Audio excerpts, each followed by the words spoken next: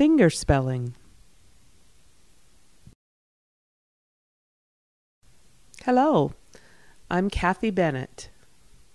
I'd like to introduce you to fingerspelling.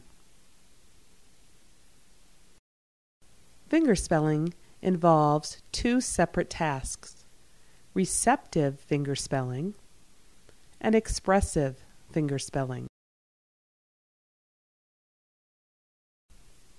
It's important to keep your fingerspelling smooth and clear.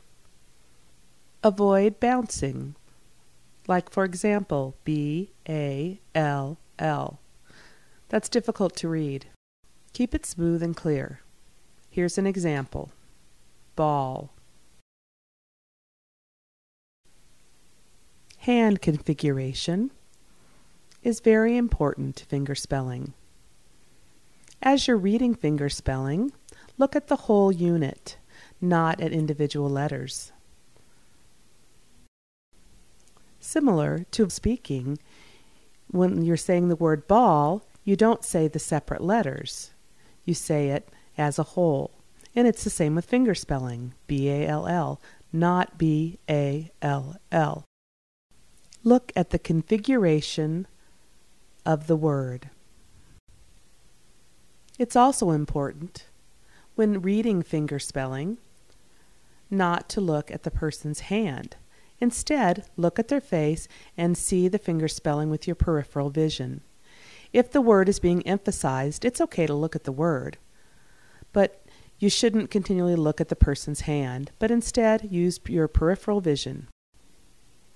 In terms of which hand to use for fingerspelling, the right or the left, it really doesn't matter. Use whichever hand you're most comfortable with. Appropriate pacing is also important.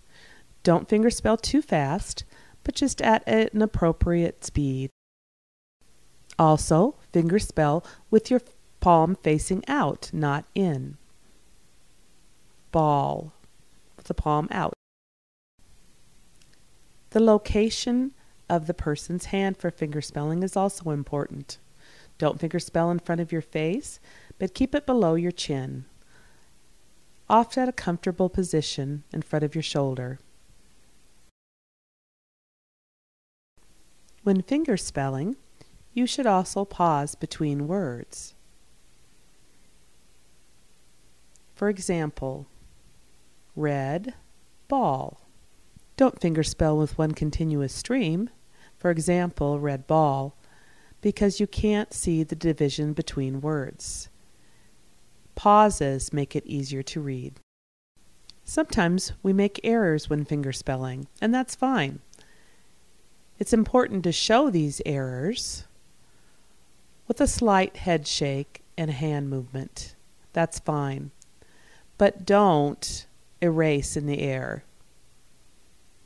Don't do that.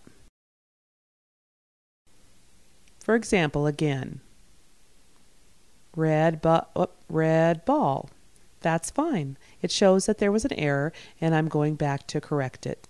But don't erase. Maybe you're wondering why fingerspelling is important when you could just use signs. Fingerspelling is very important for children because exposing them to fingerspelling helps their reading and writing skills. Fingerspelling is very important. I encourage you to fingerspell often when signing. Students will learn to read fingerspelling and to connect that to print. That's very important. I encourage you to use it regularly, not only use signs. Without regular exposure to fingerspelling, they will not learn to connect the printed word to concepts. So I encourage you to fingerspell often. Okay, now let's take advantage of some practice time. Fingerspelling has rules, and now you've learned those, so let's practice them. You'll see 3 words. I will fingerspell one of these, and let's see if you can identify the correct word as I fingerspell, okay?